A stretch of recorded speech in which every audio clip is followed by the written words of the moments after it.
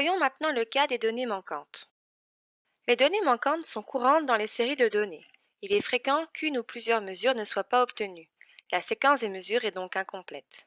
Pourquoi est-ce fréquent dans de nombreuses études? Les raisons principales sont un problème avec la machine ou l'appareil et l'erreur humaine. Nos instruments peuvent se briser ou se dérégler, ce qui nous empêche d'obtenir une ou plusieurs mesures. C'est le cas de nombreuses mesures de séries chronologiques. On peut avoir des données manquantes, par exemple, suite à une inondation sur notre lieu d'étude. La solution la plus simple aux données manquantes consiste simplement à ignorer le point de données où il y a des données manquantes. Par exemple, si nous mesurons la température de l'air, la température du sol et la teneur en azote pour prédire la hauteur de la récolte, mais que nous manquons la lecture d'azote en raison d'un dysfonctionnement de l'instrument, on peut ignorer simplement ce point. Si vous avez de nombreux points de données, mais seulement une petite quantité de points avec des données manquantes, l'élimination des points avec des données manquantes n'affectera pas beaucoup les données globales et leur interprétation par le modèle. Cependant, à partir de l'exemple précédent, s'il y a des erreurs dans l'instrument pour la température de l'air, la température du sol ou la teneur en azote, tous à des moments différents, cela pourrait entraîner l'élimination d'une grande quantité de données d'échantillons d'origine.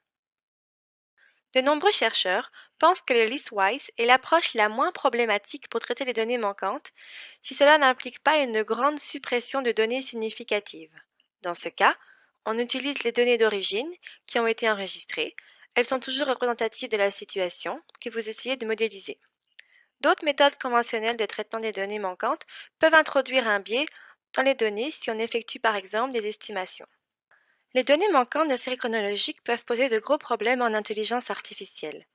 Pratiquement tous les modèles en série chronologique utilisent les résultats et les informations du pas de temps précédent pour prédire les résultats du prochain pas de temps. Pour cette raison, nous avons besoin de données continues. Dans la littérature et la recherche actuelle, les données manquantes sont généralement minimisées ou cachées. De nombreux chercheurs considèrent la présence de données manquantes comme une faiblesse dans leurs articles ou leurs recherches. De nombreux chercheurs tentent de masquer les données manquantes afin de ne pas être critiqués sur leurs procédures expérimentales. En général, il n'y a pas de bon moyen de traiter les données manquantes.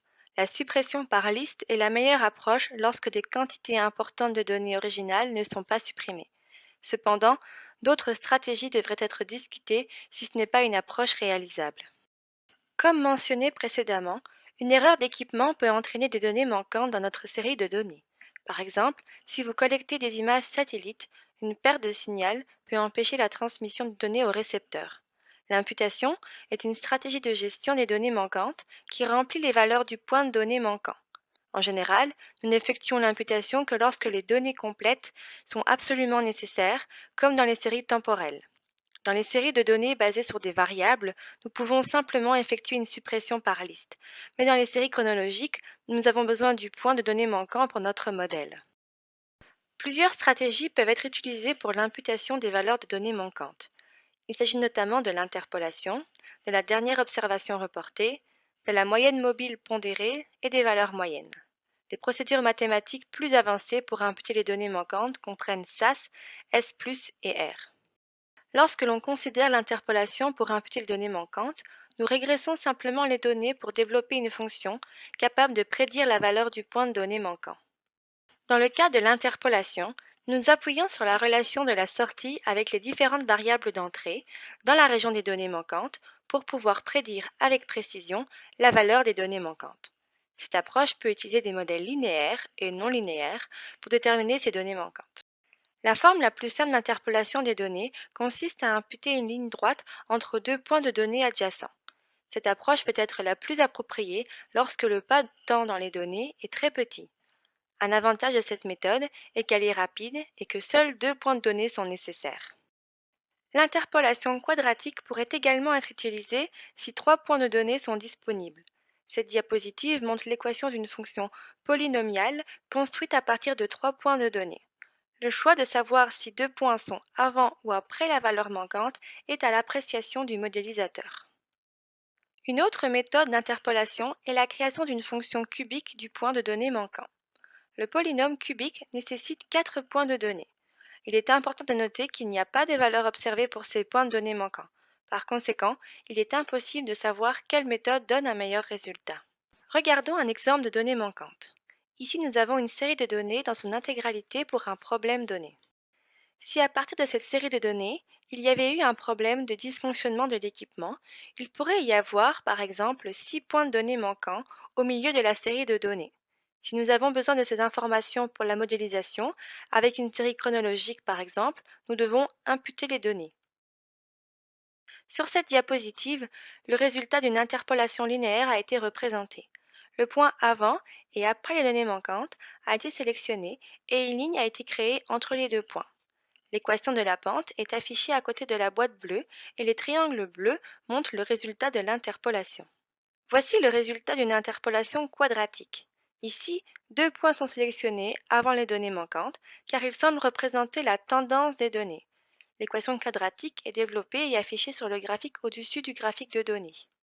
Ici, un polynôme cubique a été ajusté aux données manquantes en utilisant 4 points de données. Encore une fois, la fonction cubique est tracée au-dessus du graphique de données. Il est important de reconnaître qu'il ne serait pas possible dans une application du monde réel de comparer le résultat de l'interpolation au résultat réel mesuré ou enregistré, car il nous manque ces données. Vous pouvez voir tous les détails sur l'imputation des données dans l'exemple du fichier d'Excel. Une autre méthode d'imputation est la dernière observation reportée. Dans cette méthode, nous répétons simplement la valeur numérique de l'observation précédente avant les données manquantes pour tous les points manquants. Cela peut également être fait à l'envers, où l'observation immédiate après les données manquantes est répétée pour toutes les valeurs manquantes. Ici, vous pouvez voir comment utiliser la dernière observation reportée ou LOCF. La dernière observation avant les données manquantes était de 10,78 et ceci est simplement répété pour toutes les valeurs manquantes. Pour la méthode NOCB, la prochaine observation reportée en arrière prend la première observation après les données manquantes et la répète pour toutes les valeurs manquantes. Ici, 10,22 est la première observation et est imputée dans tout le domaine manquant.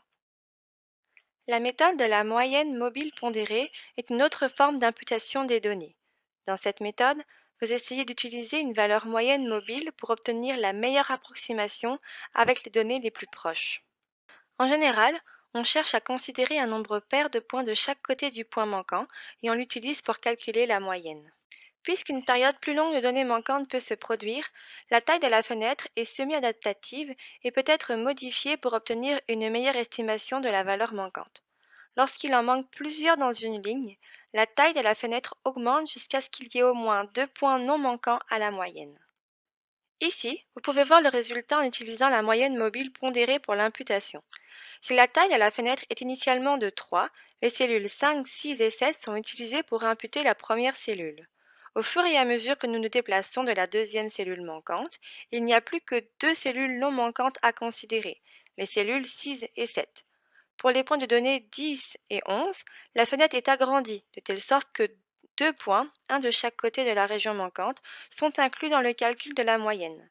Les points manquants 12 et 13 considèrent la même approche que les cellules 8 et 9. Vous pouvez voir cet exemple dans le fichier Excel. Voyons le cas de la valeur moyenne. Dans ce cas, les valeurs moyennes, médianes ou modes sont utilisées pour imputer les valeurs manquantes. Les valeurs moyennes sont calculées en utilisant tous les points de données disponibles et sont répétées pour tous les points de données manquants.